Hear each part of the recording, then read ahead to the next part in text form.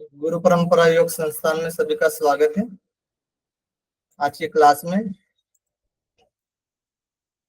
मेरा नाम है पुंडलिक बुरांडे और मेरा जेआरएफ हुआ है 2023 दिसंबर में और जीजीयू में पीएचडी के लिए मैं आया हूँ पीएचडी स्कॉलर करके। ठीक है, तो आज की हमारी पहली क्लास रहेगी जिसके संदर्भ में मैं कुछ आपको बताऊंगा।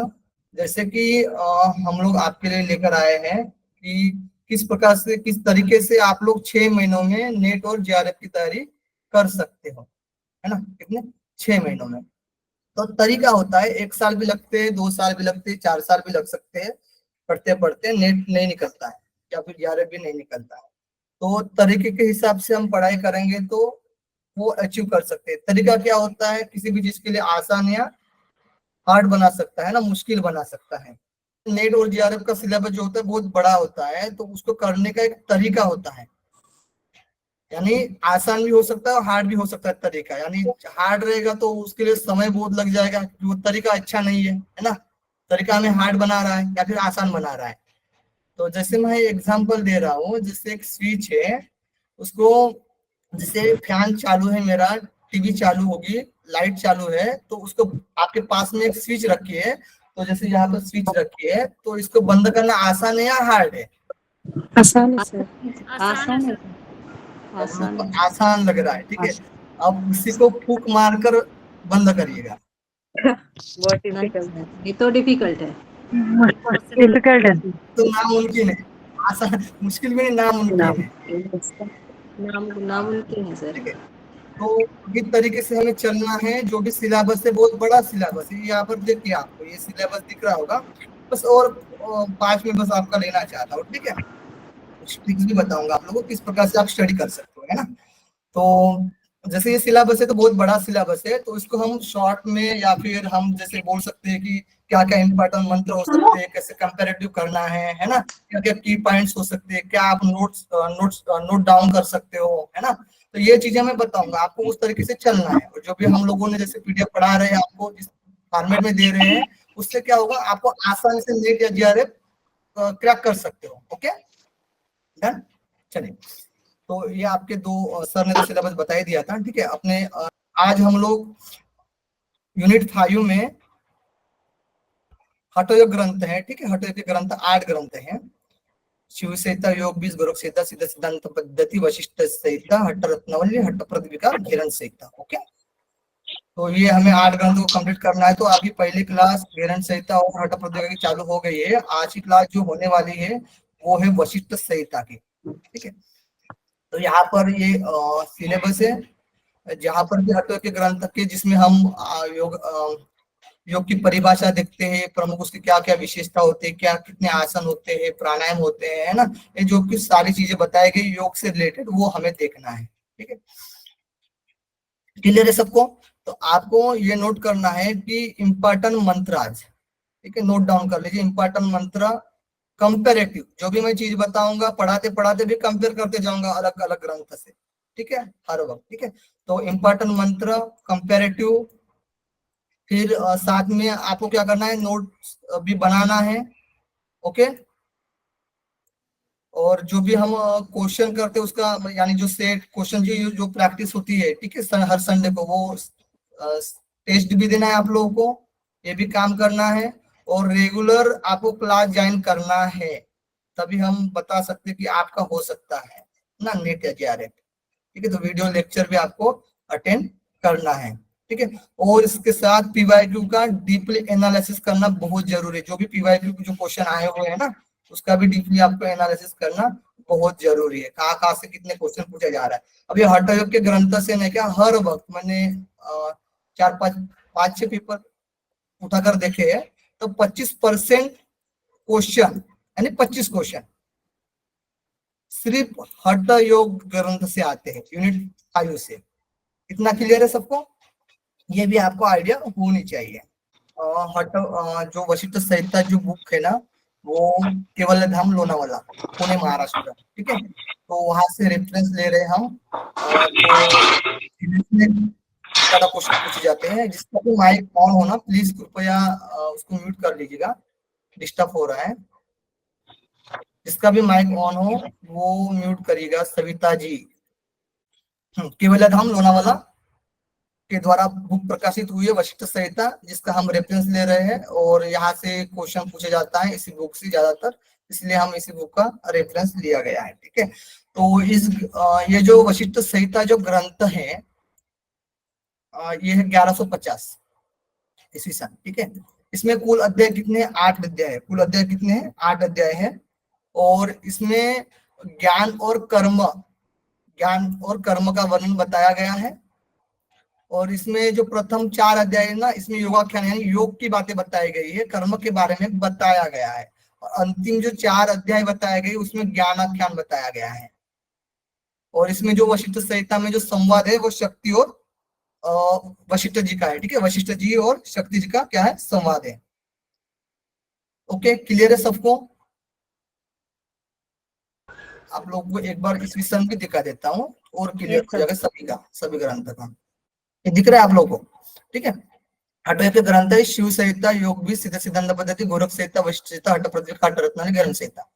तो जो शिव संहिता और योग का जो काल माना जाता है वो आदि काल माना जाता है। सिद्ध सिद्धांत पद्धति और गोरख संहिता इसका 10वीं से 11वीं शताब्दी कहा जाता है। ठीक है, और वशिष्ठ संहिता जो कि आज हम पढ़ रहे हैं इसका जो काल है 1150, यानी एकदम सिस्टमेटिक। ठीक है, पहले से लेकर हम एंड तक जा रहे हैं। यानी फिर उसके बाद आएगी हट्ट प्रदीपिका, 1416वीं शताब्दी में हट्ट प्रदीपिका ग्रंथ आता है। उसके बाद 1625 से 1695 है ना, 1695 में हट्ट रत्नावली ग्रंथ आता है। उसके बाद 17वीं शताब्दी में लास्ट में ग्रंथ संहिता आती है। ये भी ध्यान रखना आप लोग। ओके, सिस्टमेटिक है। चलिए, क्लियर है सबको? अब देखिए हमारे सिलेबस में यहाँ तो आपको दिख रहा है 8 अध्याय है। कितने अध्याय है? वशिष्ठ संहिता में 8 अध्याय है, लेकिन हमारे जो सिलेबस में दिया गया है वो 6 ही अध्याय दिए गए हैं। कितने अध्याय दिए गए? 6 ही अध्याय दिए गए हैं। अब यहाँ पर जो एक अपवाद आता है, जो 8 अध्याय है ना उसमें भी जो कि सप्तम और छठ, सॉरी सावे और सातवें, ठीक है, छठ और सप्तम अध्याय में खगोल शास्त्र और ज्योतिष शास्त्र की बात बताई गई है। तो उसको हमने योग में नहीं लिया गया था। ठीक है, जो हठ रत्नावली जो सॉरी हठ जो ये योग सॉरी योग वशिष्ठ संहिता जो ग्रंथ है ना उसमें जो लोनावाला के बुक के द्वारा जो भी केवल धाम लोनावाला से प्रकाशित है ना, उसमें उसको शार्ट कर दिया गया है कि योग की जो बातें हैं वही रखी गई है। और हमारे सिलेबस में एज इट इज वही माना गया है। 6 ही अध्याय माने गए हैं सिलेबस में भी, और वहां पर भी 6 ही अध्याय को रेफरेंस दिया गया है। उसके बाद 2 अध्याय को लेकर आए थे। ठीक है, अब 8 अध्याय है ना, उसमें छठा अध्याय और 7वां अध्याय जो था खगोल शास्त्र ज्योतिष शास्त्र और खगोल शास्त्र का था, तो उसको क्या किया गया? 7 और 8 अध्याय में रखा गया। और जो योग की बातें बताई गई थी वो 6 अध्याय में बताई गई थी। ओके, इतना क्लियर है? तो यही सिलेबस में भी दिया गया है। और उसके साथ ये जो कितने कितने श्लोक बताए गए, प्रथम अध्याय में कितने श्लोक है, द्वितीय अध्याय में कितने श्लोक है, तृतीय अध्याय में, चतुर्थ अध्याय में, पंचम अध्याय में और छठा अध्याय में, ये भी बताया गया है। ओके, ये भी मैंने नोट डाउन किया है। अब देखिए प्रथम अध्याय आज की क्लास में हम लोग क्या पढ़ेंगे? तो प्रथम अध्याय पढ़ेंगे। इसके साथ हमने 6 अध्याय की भी जानकारी आप लोगों को साथ साथ दे देते हैं कि क्या क्या हम पढ़ने वाले हैं। जो भी शॉर्ट में यही से क्वेश्चन पूछा गया है, आप उठा कर देखना कोई भी पेपर। ठीक है, मैंने जो नोट डाउन किया है वही से क्वेश्चन पूछा गया है। तो प्रथम अध्याय में कर्म के प्रकार की बात बताई गई है। फिर अष्टांग योग की बात आती है, जिसमें कि यम, नियम और आसन का वर्णन मिलता है प्रथम अध्याय में। द्वितीय अध्याय में नाड़ी की बात आती है और प्राण की बात आती है। ठीक है, कितने प्राण है, कितनी नाड़ियां हैं। फिर नाड़ी शुद्धि की प्रक्रिया बताई गई है और नाड़ी शुद्धि के लक्षण बताए गए। उसके बाद क्या क्या लक्षण सामने आते हैं। उसके बाद तृतीय अध्याय में प्राणायाम, प्रत्याहार, नाद और मर्मस्थान, इनकी चर्चा मिलती है। चतुर्थ अध्याय में धारणा, ध्यान और समाधि की चर्चा मिलती है। ओके, फिर पंचम अध्याय में आत्मा का स्वरूप, जीव की 4 अवस्था और राशि और ग्रह, इनकी चर्चा मिलती है। फिर छठ अध्याय में मृत्यु पर विजय प्राप्त करने के उपाय और इसके मृत्यु पर विजय प्राप्त करने के उपाय में बताया गया ओम का जप, त्र्यंबकम जप, इसको रुद्र ध्यान कहा जाता है, और समाधि का अभ्यास। ठीक है, यानी मृत्यु नहीं आनी चाहिए, इसलिए ये उपाय बताए गए हैं। अब यहाँ पर 4 ही अध्याय में आप लोग को दिख रहा होगा अष्टांग योग की चर्चा मिलती है, तो दूसरे अध्याय में नहीं मिलता है। यम नियम आसन तो पहले अध्याय में है, दूसरे अध्याय में नाड़ी का वर्णन है, जैसे कि शिव संहिता में नाड़ी का वर्णन है दूसरे अध्याय में। ओके, तीसरे अध्याय में प्राणायाम प्रत्याहार नाद प्राणायाम और प्रत्याहार का वर्णन मिलता है, और चतुर्थ अध्याय में धारणा ध्यान और समाधि की चर्चा मिलती है। क्लियर है इतना? यहां तक तो मोस्ट इंपॉर्टेंट है आपको एग्जाम के लिए। अब इसकी विषय वस्तु क्या है, जो 6 हमने देखा था अभी, आप लोगों को तो ऊपर में तो बता ही दिया था, ठीक है। अब सर ये स्लाइड में दिख रहा है, सबको तो दिख रहा है सर आपके यहाँ स्लाइड में पर? दिख रहा है, क्या स्लाइड नहीं दिख रही सर। स्लाइड सबको दिख रही है ना? आप ही को दिक्कत है, ठीक है। आप फिर से ध्यान करिए आप। ओके, मुख्य विषय, क्योंकि मैंने दूसरे से भी कनेक्ट किया है, ठीक है, तो वहां से दिख रहा है मुझे क्या दिख रहा है, क्या शो हो रहा है, क्या नहीं हो रहा है। ओके ना, चलिए मुख्य विषय में कर्म योग, ज्ञान योग, अष्टांग योग, और एक नोट डाउन कर लीजिएगा, हठ योग। अब ये मैं क्यों बता रहा हूँ कि ये हठ योग का ग्रंथ है, और इस बार क्वेश्चन में आया हुआ था। ज्ञान योग भी दिया गया था और अष्टांग योग भी दिया गया था, लेकिन अब किन्होंने ज्ञान योग की बात बताई गई है तो ज्ञान योग लगा दिया गया, लेकिन वहां पर आपको ऑप्शन भी वेरी करते हैं, ऑप्शन भी, ठीक है, तो ऑप्शन के अकॉर्डिंग ही चलना है, क्योंकि वहां पर योग चूड़ामणि और भी ग्रंथ थे, तो उससे रिलेटेड, जैसे अष्टांग योग था तो वो योग सूत्र से रिलेट करता था पतंजलि वाले। ओके, तो इसलिए ये जो ज्ञान योग था ना, ये अलग ग्रंथ से रिलेट करता था, जो एक उपनिषद है उससे रिलेट करता था। किसी को याद हो तो बताइएगा, याद नहीं आ रहा, ठीक है। ज्ञान योग, और जो ये योग वशिष्ठ था वो हठ योग से रिलेट करता था, ठीक है, तो हठ योग आप लोग नोट कर लीजिए। फिर ये 10 नियम बताए गए, इसमें जो हम 10 नियम पढ़ेंगे, 10 नियम पढ़ेंगे, आसन पढ़ेंगे, आसन में भी 10 मुख्य बताए गए और 4 उससे भी मुख्य बताए गए हैं। फिर प्राणायाम 3 प्रकार का बताया गया है, प्रत्याहार 4 प्रकार का बताया गया है। अभी हो रही शो स्क्रीन? पहले भी हो रही। तो सर नहीं हो, ठीक अभी हो रही है। यस सर हो रही है। है। प्रत्याहार 4 प्रकार का है, धारणा 5 प्रकार के बताए गए हैं, ध्यान 2 प्रकार का बताया गया है, और समाधि 1 प्रकार की। नाड़ियां 72,000 बताई गई है, नाड़ियां 72,000 में से भी 14 है, प्रमुख 14 में से भी 3 है, और 3 में से भी 1 है। और नाड़ी शोधन 36 बार करने के लिए बताया गया है। प्राणायाम बताया गया है, 10 प्रकार के प्राण बताए गए, 18 मर्मस्थान बताए गए हैं, शरीर का माप 96 अंगुल बताया गया है। नाद में जैसे शंख मेघ झरने की आवाज सुनाई देती है, 4 अवस्था बताया गया है, जो कि जो 4 अवस्था होती है। फिर राशि बताए गए 12। ओके डन, इतनी चीजें हमें पढ़ना है इंपॉर्टेंट के तौर पर। यहाँ से अभी ये आप लिस्ट पढ़ोगे ना, यही बस आप ध्यान रखोगे तो भी एक क्वेश्चन आपका बन गया। इतनी चीजें बस ध्यान रखोगे तो भी एक क्वेश्चन आपका बन गया, समझ यहाँ से। ओके, सर अब हम लोग आते हैं प्रथम अध्याय। सर थोड़ा स्लो बताइए, बहुत स्पीड हो रहा है सर। हमने तो ओवरव्यू इंटरव्यू मतलब ओवरव्यू दे रहे थे, चलो कोई नहीं, ठीक है, अब तो धीरे धीरे चलेगा ना। सर इसका पीडीएफ मिलेगा ना ग्रुप पे? जी जी जी, ये वाला पीडीएफ डाल। प्रथम अध्याय में ज्ञान योग जो आपने बोला था वो विवेक चूड़ामणि का था। हाँ विवेक चूड़ामणि, ठीक है, उसमें ज्ञान योग था, इसमें भी ज्ञान योग की बात है, लेकिन उसमें ज्यादा रेफरेंस देना पड़ता है, इसलिए वहां पर ज्ञान योग था, और पतंजलि के लिए अष्टांग योग था, इसलिए इसमें हठ योग लगाना है आप लोगों को, इसलिए मैंने आप लोगों को बोला कि हठ योग को आप नोट कर लीजिएगा, ठीक है। अब प्रथम अध्याय में 84 सूत्र है, मतलब श्लोक है, इसमें कि कर्म के प्रकार को ध्यान रखना है आप लोग को। अष्टांग योग में प्रथम अध्याय में यम नियम आसन बताया गया है। ओके, इसको हमें पढ़ना है। ये मुख्य विषय वाला सर ये बताना, ये समझ नहीं आया। मुख्य विषय यानी यहाँ पर जो 6 अध्याय है ना, 6 अध्याय है, ठीक है, इनके अंडर में ये चीजें दी गई है, इंपॉर्टेंट विषय, ये हमें पढ़ना है, यही से क्वेश्चन आपको पूछा जाएगा, ठीक है, इसलिए मैंने इसको अलग से नोट डाउन किया है। डन। सर आपने जो बताया योग, कर्म योग और अष्टांग योग, ज्ञान योग, तो सर उसमें क्या हठ योग का क्या बताया वो समझा नहीं था। हठ योग को हाँ भी सर, ये इसको ऐड करना, क्योंकि हठ योग का ग्रंथ है वशिष्ठ संहिता। ओके, ये नोट करना है। सर फिर यहाँ कर्म योग, ज्ञान योग और अष्टांग योग क्यों लिखा है सर मुख्य विषय में?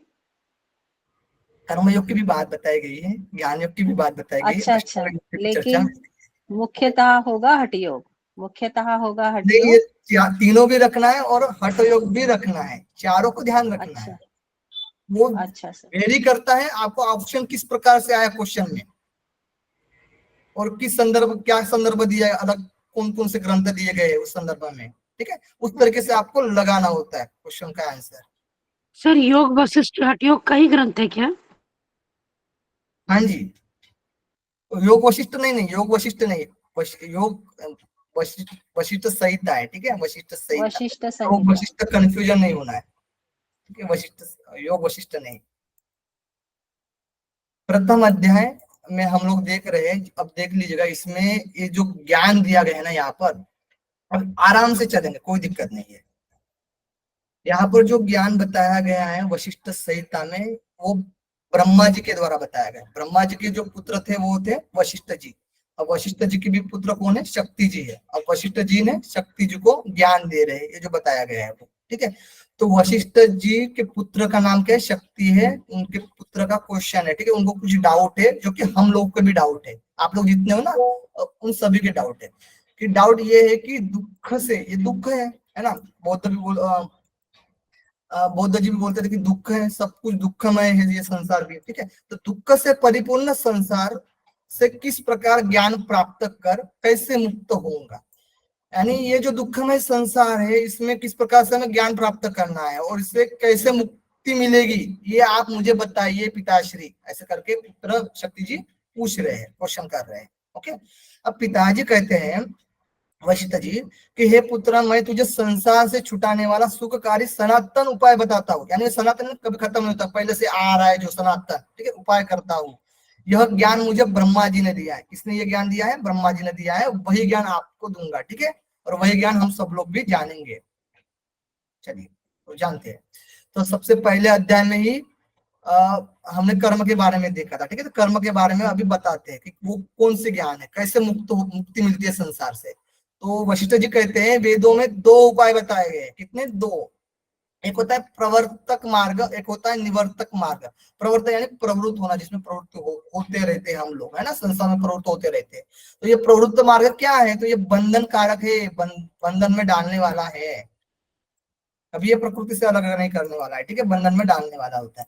ये काम संकल्प पूर्वक है, जो भी हम कामना करते हैं, जो भी संकल्प करते हैं, ये पूर्वक होता है, ठीक है, काम संकल्प पूर्वक ये बंधन कारक में ढालते जाता है। अब निवर्तक मार्ग क्या है? तो इसके दो प्रकार बताए गए हैं। एक होता है मुक्तिदायक, यानी ये जो निवर्तक मार्ग है मुक्तिदायक ही है। इसके दो टाइप हम नीचे पढ़ेंगे। मुक्तिदायक मार्ग होता है निवर्तक मार्ग, यानी ये जो संसार में जो फंसे हुए, समुद्र सागर में फंसे हुए संसार के, इससे बाहर निकलने के लिए हमें क्या करना है? निवर्तक मार्ग का प्रयोग करना है, ठीक है। तो ये मुक्तिदायक यानी मुक्ति देने के लिए, एक कामनाओं से रहित होता है, यानी इसमें कोई काम नहीं रहता है, कोई काम वासना नहीं रहती है। अब निवर्तक मार्ग का दो कर्म है। कितने बताए गए? दो। अब दोनों का उपाय करके हम क्या हो सकते हैं? मुक्ति प्राप्त कर सकते हैं। तो इसमें भी बाह्य और अभ्यंतर बताया गया है।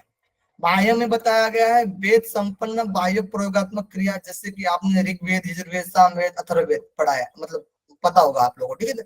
वेद जैसे ऋग्वेद में ज्ञान की बातें बताई गई जाती है, और फिर यजुर्वेद में यज्ञ की बातें बताई जाती है, सामवेद में जो भी गीत गायन की बातें बताई जाती है, अथर्ववेद में जो भी विज्ञान की बातें बताई जाती है, ठीक है। तो जो ऋग्वेद में जैसे कि बातें बताई गई, यज्ञ है ना, जो भी हम यज्ञ करते हैं, किसी की प्राप्ति के लिए यज्ञ करते हैं, है ना, किसी शांति के लिए यज्ञ करते हैं, जो भी हम बाह्य उपद्रव्य से जो भी क्रिया कर रहे हैं उसको बोलते हैं हम वेद संपन्न बाह्य प्रयोगात्मक क्रिया। अब आभ्यंतर, यानी आभ्यंतर ये क्या है? तो मानसिक रूप से वेदांत क्रिया का अनुपालन, जो भी मानसिक, जैसे कि फॉर एग्जाम्पल हम जैसे आप लोगों ने ग्रहण संहिता पढ़ रहे हो, जहाँ पर ध्यान बताया गया है ना, वहां पर 3 प्रकार के ध्यान बताया गया, स्थूल ध्यान, ज्योतिर्ध्यान ध्यान और सूक्ष्म ध्यान, ठीक है। तो वहां पर और यहाँ पर, और ये वशिष्ठ संहिता में भी जब हम व्रत जप पढ़ेंगे तो जप में भी 3 टाइप बताया गया है। एक बताया गया है, पहला बताया गया है जोर जोर से बोलने वाला, फिर धीरे धीरे उपांशु वाला बताया गया, फिर मानस जप बताया गया। तो मानसिक तौर पर जो भी हम कोई भी मंत्र वगैरह कुछ जो भी हम आराधना कर रहे हैं, ठीक है, जो भी हम आत्मा के लिए, अध्यात्म के लिए जो भी हम क्रिया कर रहे हैं, मानसिक तौर पर यहाँ पर बाहरी कुछ भी उपद्रव का इस्तेमाल नहीं कर रहे, कुछ भी एक गुरु के द्वारा मंत्र दिया गया है उसका हम मानसिक रूप पर हम क्या कर रहे हैं, उच्चारण कर रहे हैं अंदर के अंदर ही, ठीक है, मन में ही उसको दोहरा रहे हैं। तो ये क्या हुआ है, ये अभ्यंतर हुआ। ओके, क्लियर है। अब बाह्य और आभ्यंतर दोनों प्रकार के निवर्तक कर्म मोक्ष के साधन है। ओके, दोनों भी है।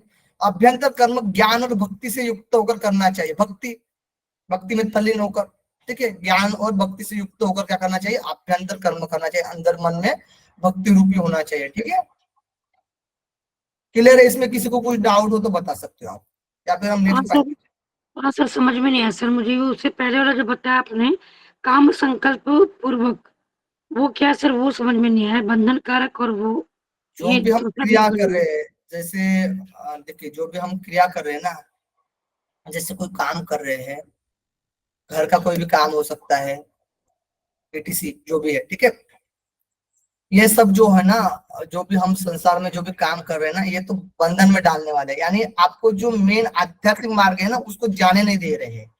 ये अपने में संकल्प पूर्वक है ना, संकल्प में बांध के रखे हैं, ताकि ये बांध के रखे, वो अभी आपको मुक्ति के लिए दिलाई नहीं दे रहे। यानी आप उसको उसके बारे में सोचो ही नहीं। जैसे सोशल मीडिया है, सोशल मीडिया पे पूरा हम लटके हुए हैं, ये देखो वो देखो, है ना, उसमें ही पूरे बंधे हुए हैं।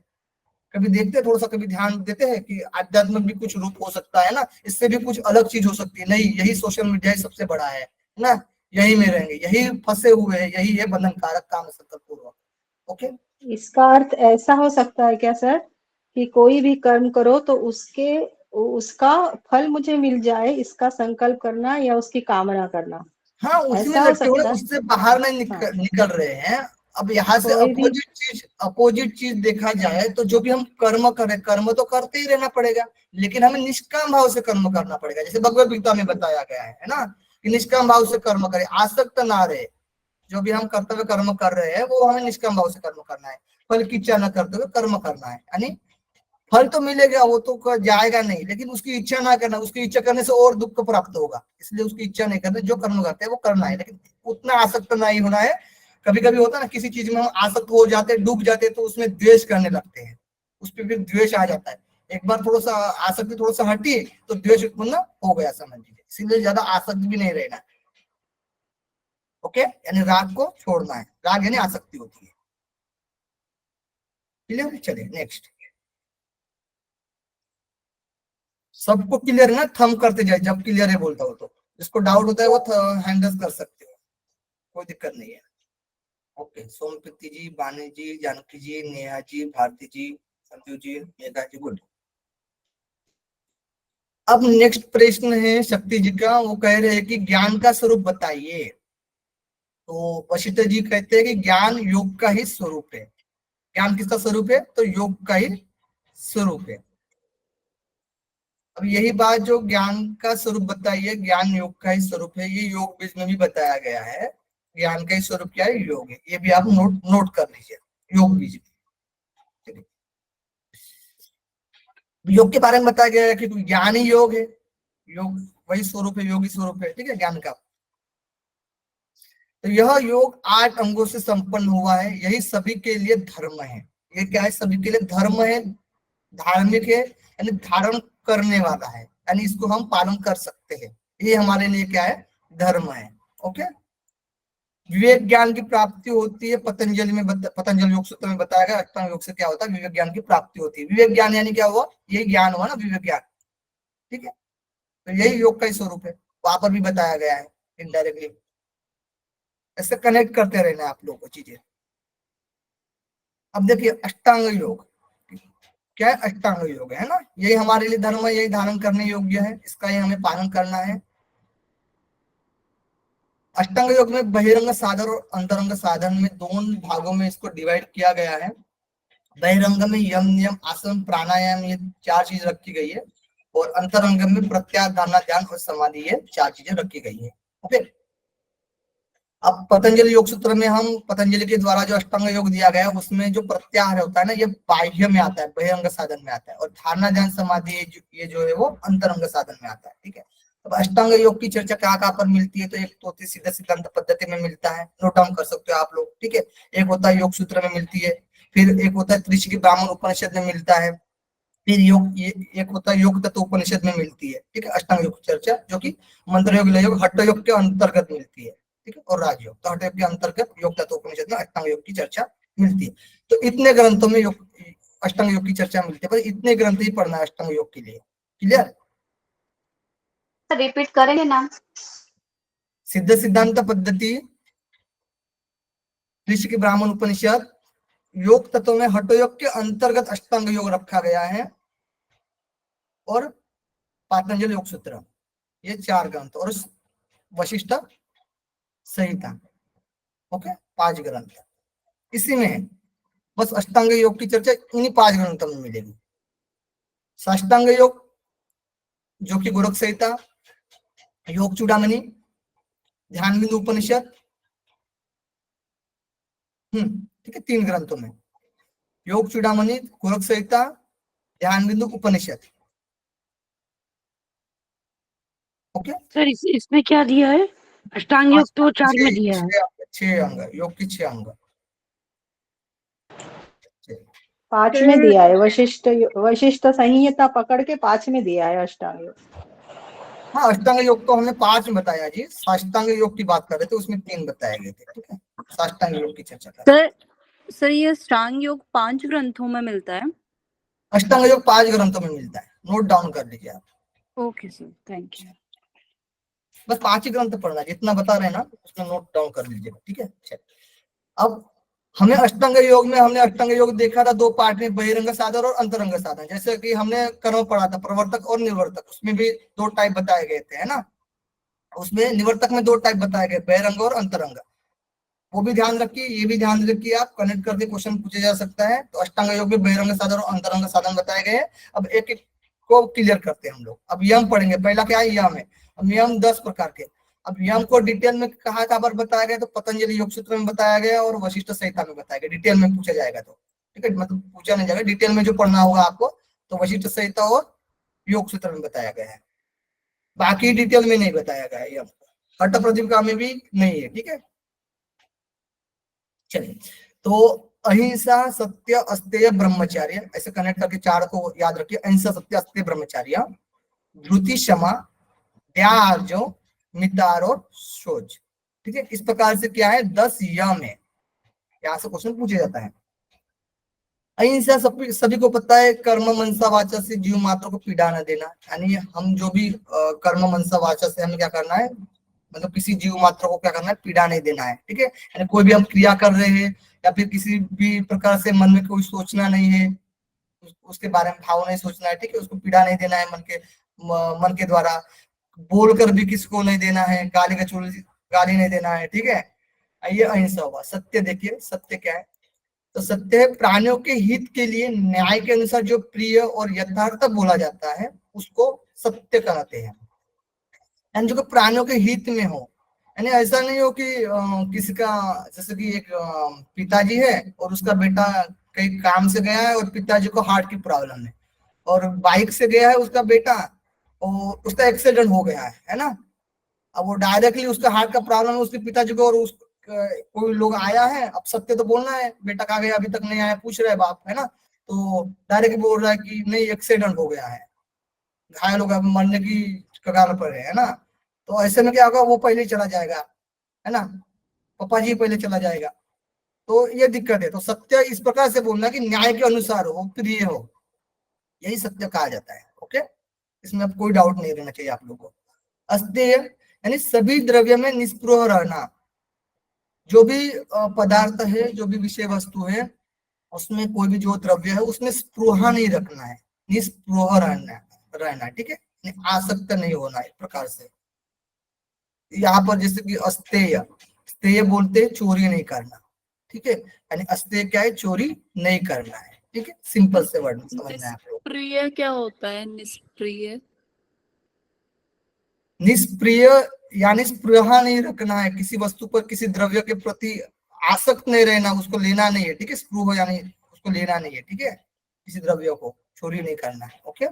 इन्वॉल्व नहीं होना है उसमें, मतलब। ब्रह्मचार्य, ब्रह्मचार्य इसमें 2 टाइप में बताया गया, ये भी ध्यान रखिएगा। ब्रह्मचार्य इसमें 2 टाइप में बताया। पहला है कि सर्वदा जीव मात्र में क्रिया, जो भी हम कर्म मनसा वाचा से जो भी क्रिया करते हैं यानी जो भी काम करते हैं, मिथुन का त्यागी ब्रह्मचारी कहा गया है। यानी कर्म से हो, मन से हो, वाणी से हो, यानी जैसे मिथुन की जो भी क्रिया होती है ना, सोचना भी नहीं है मन से, बोलना भी नहीं है और उसमें क्रिया भी नहीं अप्लाई करना है, ठीक है, यही होता है ब्रह्मचार्य का पालन। दूसरा है कि गृहस्थ आश्रम में आश्रम वासियों के लिए शास्त्रानुसार ऋतु काल में, जब भी ऋतु काल होता है उस समय स्वपत्नी के साथ समागमन करना, ये ब्रह्मचर्य कहा गया है। तो गृहस्थ के लिए भी स्पेशल बात बताई गई है, ठीक है, तो कोई दिक्कत नहीं है।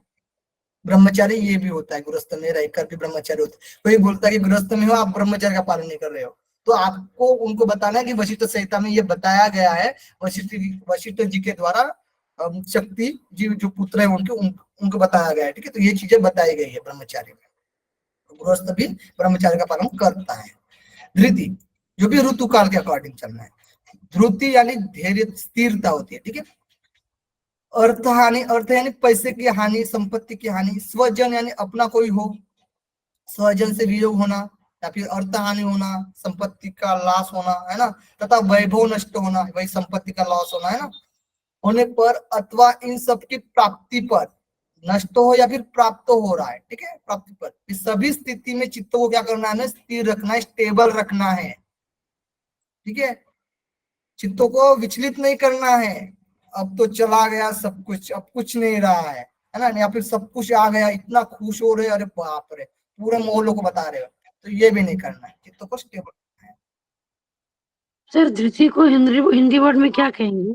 अब आप क्या करिए, हैंड रेस करते रहिए, मैं लास्ट में बताऊंगा, ठीक है, फिर डिस्टर्ब होता रहेगा, आप बार बार क्वेश्चन पूछोगे तो, ठीक है, ये 10 पढ़ा देता हूँ, उसके बाद आपका क्वेश्चन करूंगा। चलिए, क्षमा, क्षमा है प्रिय अप्रिय सभी चीजों में, जीवों में समता का भाव होना। यानी जो भी प्रिय वस्तु है या फिर अप्रिय वस्तु है, जो भी जितनी भी चीजें हैं उसमें क्या करना है, समता का भाव रखना है, क्या है, क्षमा है। सभी जीवों में समता का भाव रखना, ठीक है, प्रिय हो या अप्रिय हो, क्षमा करना भी होता है, ठीक है। ध्यान, ध्यान है दूसरों के प्रति, कोई भी अन्य पर्सन हो या फिर स्वजन अपना भी कोई हो या फिर मित्र के प्रति अथवा शत्रु के प्रति भी सदैव करुणा बुद्धि रखना ही क्या होता है, दया होता है। आज जो विहित में प्रवृत्ति, विहित यानी जो अच्छी चीजें उसमें क्या है, होना है, हमें प्रवृत्त होना है, तथा उससे अतिरिक्त में निवृत्ति, इससे इसमें मन वाणी कर्म रहे उसे ही आर्जव कहते हैं। यानी कि जो भी वेदांतिक जो भी कर्मकांड बताए गए हैं, ठीक है, जो भी वेद में बताए गए, वेद में जो भी या फिर गुरु के द्वारा भी जो भी चीजें बताई जाती है, वेद में प्रवृत्त होना और उससे जो भी अतिरिक्त होता है उसमें निवृत्ति होना है, मन वाणी और कर्म से, इसको ही आर्जव कहते हैं। फिर सर आर्जव का कोई इंग्लिश मीनिंग है? हैंडरेस करते जाए, ठीक है। मितार, मितार है सन्यासी के लिए 8 ग्रास। मितार के बारे में देखेंगे, यम में ही हम नवा जो है वो मित्याहार है। तो यहाँ से क्वेश्चन पूछा गया था, मित्याहार किस प्रकार से लेना, मित यानी मित आहार लेना है ना, थोड़ा सा भोजन करना है। तो जो भी सन्यासी होते हैं उनके लिए 8 ग्रास बताया गया, 8 बार खाना है, 8 ग्रास खाना है। फिर उसके बाद वानप्रस्थ जो होते हैं उनके लिए 16 ग्रास बताया गया है। गृहस्थ के लिए 32 ग्रास बताया गया है और ब्रह्मचारियों के लिए आवश्यकता के अनुसार बताया गया है, ठीक है।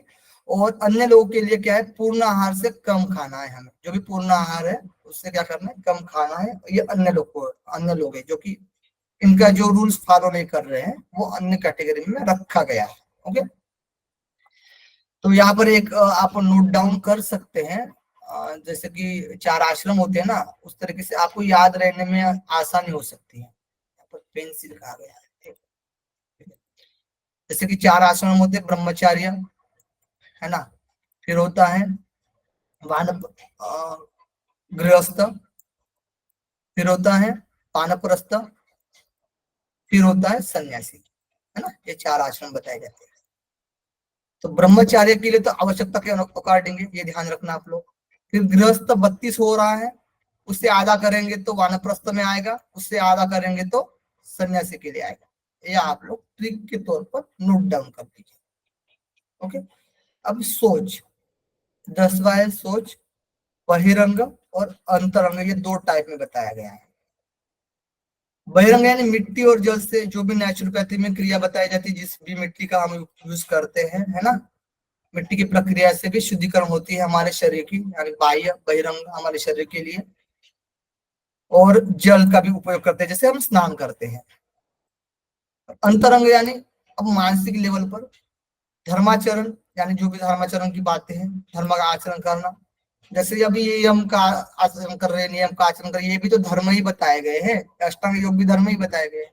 अध्यात्म विद्या के द्वारा मन की क्या करना है, हमें शुद्धि करना है, ये मन के लिए, शरीर और मन के लिए कर सकते हैं हम लोग, है ना। ये हमारे हुए 10 यम। अब नियम देख लेते हैं, आपके डाउट्स मुझे पता है, ठीक है, हम लास्ट में करेंगे उसका। इंग्लिश वर्ड चाहिए था ना आप लोग को। नियम, नियम देख लेते हैं। अब यहाँ पर देखिए यम में ही 2-3 बातें और ध्यान रखना आप लोगों को, एक और नोट कर लीजिएगा, ठीक है, यहीं पर तुरंत नोट कर लीजिएगा, ज्यादा बेटर रहेगा। बहिरंग और अंतरंग जो बताए गए ना, प्रवर्तक और निवर्तक, निवर्तक में भी 2 बताए गए थे, है ना, बहिरंग और अंतरंग। तो निवर्तक मार्ग में भी क्या बताए गए, निवर्तक कर्म में बहिरंग और अंतरंग। उसके बाद अष्टांग योग में भी निवर्तक और बहिरंग और अंतरंग बताया गया है। उसके बाद अष्टांग योग के यम में भी सोच जो है, उसमें भी क्या बताया गया, बहिरंग और अंतरंग। ये तीनों बातें नोट कर लीजिए, ठीक है, ये हुआ आपका कंपैरेटिव स्टडी। अब नियम देखते हैं, नियम में भी 10 नियम है। तप, संतोष, आस्तिक्य, दान, ईश्वर पूजा, सिद्धांत श्रवण, री यानी लज्जा होता है, मति, जप, व्रत, ठीक है। आपको याद करने के लिए इस प्रकार से याद कर सकते हैं, तप, संतोष, आस्तिक्य, ठीक है, दान, तप, संतोष, आस्तिक्य, दान, इनको 4 में याद रखना है, जैसे हमने यम में याद रखा था। फिर 5वीं से ईश्वर पूजा, सिद्धांत श्रवण, इसको 2 लाइन में याद रखना है, और लास्ट में चारों को याद रखना है, री, मति, जप, व्रत, बस हो गया। री, मति, जप, व्रत, लास्ट में तो मति, जप, व्रत, ये तो 2-2 शब्द में है ना, री, मति, ये लज्जा पकड़ेंगे तो ये भी 2-2 शब्द में, तो री, मति, जप, व्रत लास्ट में आएगा, बीच में ईश्वर पूजा और सिद्धांत श्रवण आएगा, और फिर पहले में तप, संतोष, आस्तिक्य, दान आएगा। ओके, चलिए, तब किस प्रकार से करना है हमें, ये एज इट इज दिया गया है वशिष्ठ संहिता में। तो तब आपको कठोर चंद्रायन आदि व्रतों के द्वारा शास्त्र युक्त मार्ग से शरीर की शुद्धि को ही तप में उत्तम तप कहा जाता है। तब कैसे करना है हमें, कठोर चंद्रायन आदि व्रतों के द्वारा। जैसे कि कठोर चंद्रायन में क्या होता है, जो कि चंद्रमा की जो कला होती है, कलाओं के अकॉर्डिंग एक एक ग्रास लेना होता है, अन्न का ग्रहण करना होता है एक कला में। जैसे कि पूर्णिमा आने तक है ना, पहली कला में 1 ग्रास लिए, फिर दूसरी कला आ रही है तो 2 ग्रास लिए, वैसे फिर एक एक ग्रास बढ़ाते जा रहे हैं पूर्णिमा तक 15 ग्रास, है ना। उसके बाद फिर अमावस्या आ रही है, अमावस्या का जो मतलब पहले शुक्ल पक्ष आ गया, फिर कृष्ण पक्ष, कृष्ण पक्ष में जो अमावस्या का आएगा उसमें एक एक घास कम करते आएंगे, यानी 15 से फिर 14, 14 से 13, 13 से 12, इस प्रकार से हम कठोर चंद्रायन व्रत होता है।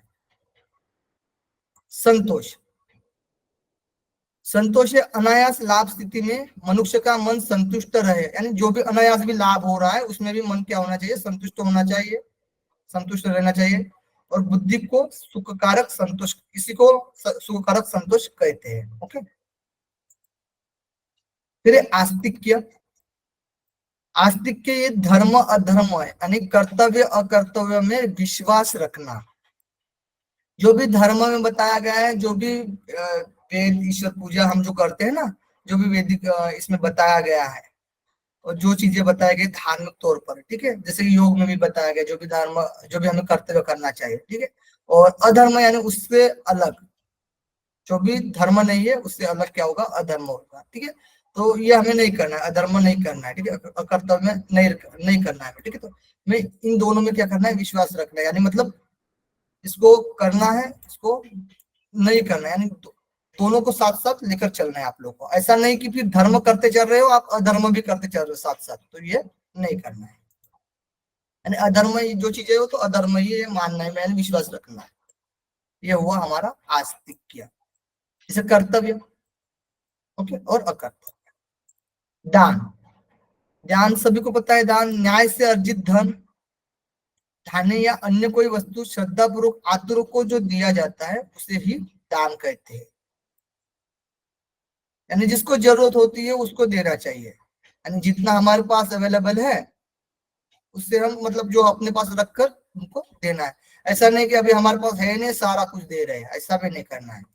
यहाँ पे बहुत सारा है और दे ही नहीं रहे, ऐसा भी नहीं करना है। ईश्वर पूजा, ईश्वर पूजा यानी प्रसन्न चित्त तथा भक्ति पूर्वक विष्णु की शास्त्रोक्त विधि से पूजा अर्चना करना। ठीक है, इतनी बातें ध्यान रखना है आप लोग को। विष्णु शब्द भी यूज किया गया, भगवान का नाम दिया गया है यहाँ पर। विष्णु की शास्त्रोक्त विधि से पूजा अर्चना करना है विष्णु भगवान की। और क्या कर बताया गया ईश्वर पूजा में? अंतकरण का राग रहित होना, यानी अंतकरण में हमारे जो अंतकरण में आते हैं ना, क्या क्या आते हैं, जो 4 चीजें आती है ना, मन बुद्धि अहंकार चित्त, ये 4 चीजें आती है। ठीक है, तो अंतकरण से भी राग रहित होना यानी आसक्त नहीं होना है। और वाणी का असत्यादि भाषण से दूषित न होना, यानी जो भी हम बोल रहे हैं वो असत्य वचन नहीं बोलना है, दूषित नहीं करना है हमारे वाणी को। तथा शरीर का हिंसा आदि से रहित होना, शारीरिक हिंसा भी नहीं करना है। ये हुआ ईश्वर पूजा। फिर सिद्धांत श्रवण, यानी जो भी वैदिक शाखा है, यानी ऋग्वेद यजुर्वेद सामवेद अथर्ववेद, या फिर जो भी इतिहास हो या फिर पुराणों का अध्ययन हो, है ना, या फिर अन्य सदग्रंथ हो, किसी भी संत महापुरुषों के जो भी ग्रंथ है उसका हमें अध्ययन करना है। क्या बताया गया है? सिद्धांत श्रवण बताया गया है। फिर री यानी लज्जा। अब लज्जा वेदाचार और लोकाचार, वेदाचार और लोकाचार में जो कर्म निंदित है उसमें लज्जा होने को ही री कहा जाता है ना। जैसे कि लोकाचार में अभी आप लोग देखते होंगे कि नहीं यही श्रेष्ठ है ना, ये श्रेष्ठ नहीं, यानी जो कोई मतलब जो मार्ग लेते हैं, कोई भी गुरु का भी हम मार्ग लेते हैं ना, किसी गुरु का मानते हैं ना, तो हम सोचते हैं कि नहीं यही सब कुछ है ना, यही बढ़िया है। वो तो मतलब उसकी ऐसा मतलब कहते हैं हम लोग कि उसको बुरा भला कहते रहते हैं हम दूसरे धर्मों को, है ना। दूसरे जो भी अनुयायी है दूसरे गुरु की आराधना कर रहे हैं उसको हम भला बुरा कर रहे हैं, है ना, निंदित कर रहे हैं। तो ये जो भी प्रचार प्रसार अलग अलग तरीके से दिख रहा है, तो इसमें क्या है? लज्जा करना है। ठीक है, निंदित जो भी बताया गया है वो जो भी करना है। मति, मति का मीनिंग होता है बुद्धि। बुद्धि शास्त्रविद सभी कर्मों में निष्ठा, जो भी हम शास्त्रविद कर्म कर रहे हैं उसमें क्या है होना है, हमें निष्ठा रखनी है। और गुरु के आदेश के अतिरिक्त, जो भी हमें गुरु जो मिला है उसके आदेश के अतिरिक्त कर्म का क्या करना है? त्याग करना है। जो बता रहे हैं उनके कर्म को क्या करना है? फॉलो करना है। यही मति बताएगी। जब है शास्त्रों उक्त विधि से मंत्र का अभ्यास करना, ये 3 प्रकार का बताया गया है। जब कितना है? 3 प्रकार का। उच्च यानी जोर जोर से बोल रहे जैसे कि ओम नमः शिवाय, है ना। उपांशु ओम नमः शिवाय, है ना, बिल्कुल धीरे, मतलब बस ओट ओपन हो रहे हैं ना, ओम नमः शिवाय। ठीक है, बिल्कुल धीरे बोल रहे हैं, मानस मन में कह रहे हैं। ठीक है, ओम नमः शिवाय। इस प्रकार से उच्च से क्या होता है? 1000 गुना।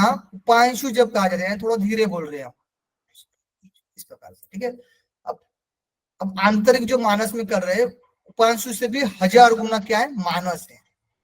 मानस जब कहा जाता है, ये हुआ जब 3 प्रकार का, उच्च, उपांशु और मानस। फिर है व्रत, लास्ट 10 नंबर का क्या है? व्रत है।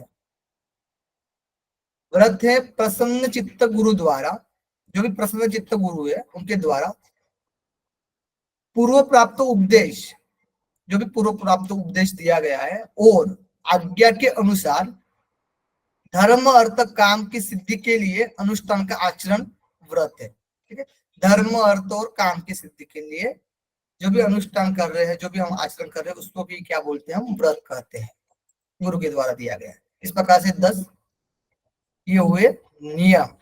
तो आसन में बिल्कुल हो गया, खत्म हो जाएगा, आसन कर लेंगे तो। ठीक है, इतना ही पार्ट है, ज्यादा लेंदी भी करके नहीं दिया है आप लोग को। ठीक है, जितना इम्पोर्टेंट है वही चीजें रखा गया है, कोई दिक्कत नहीं है आपको। आसन में 10 बताए गए: स्वस्तिकासन, गोमुखासन, पद्मासन, वीरासन, सिंहासन, मयूरासन, कुकुटासन, कूर्मासन, भद्रासन और मुक्तासन। इस प्रकार से 10 आसन है। आसन स्वस्तिक, गोमुख, पद्म, वीर, सिंह, मयूर, कुकुट, कर्म, भद्र, मुक्तम। अब इसमें से भी 4 बताए गए हैं आसन, प्रमुख बताए गए।